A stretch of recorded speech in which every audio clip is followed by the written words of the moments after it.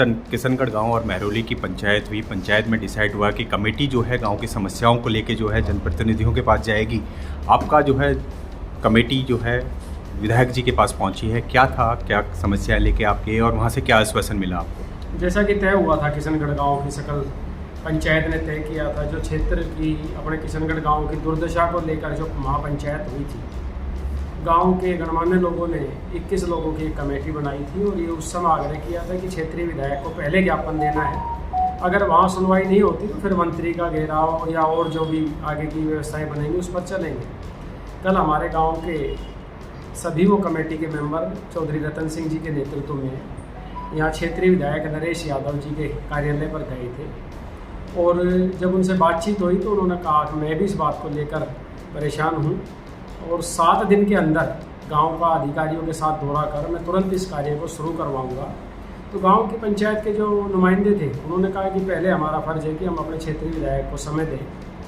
तो विधायक का अच्छा रिस्पॉन्स था और हमें उम्मीद है कि काम तुरंत गांव का शुरू होगा और ये गांव की एकता और मजबूती का एक उदाहरण है कि जब गांव के लोग खड़े होते हैं अपनी समस्या के लिए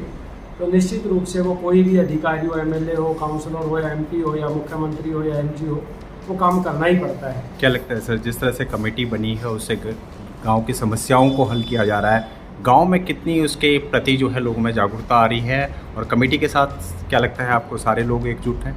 बिल्कुल है, कमेटी के अब आपने उस दिन थे आप उसमें बैठक में, करीब 600-700 लोग गाँव के, पहली बार गाँव के इतिहास में इतनी विशाल पंचायत हुई है और सबने एक सहमति से ये कहा है कि हम टैक्स देते हैं और हमारे जो गांव की दुर्दशा है पहली बार जीवन में देखी है, वो काम होने चाहिए और निश्चित रूप से जब ये काम होंगे, काम तो होंगे ही, काम को कोई रोक नहीं सकता, ना एमएलए रोक सकता है, ना कोई एमपी रोक सकता है, ना कोई चीफ मिनिस्टर रोक सकता है, ये हमारा हक है। तो गांव एकत्रित हुआ है और गांव के लोग कल जब ज्ञापन दे के आए तो माननीय विधायक ने कहा है कि मैं 7 दिन में काम गाँव में शुरू करवाऊँगा। निश्चित रूप से जब ये काम होंगे तो मनोबल बढ़ता है। यानी हम कह सकते हैं कि आपकी कमेटी लगातार गांव के विकास के लिए आवाज़ उठाती रहेगी और अगर लड़ाई लड़नी पड़ी तो सब मिलकर लड़ाई भी लड़ेंगे। बिल्कुल बिल्कुल, उसके लिए हम सब समस्त गाँव से एक साथ तैयार हैं।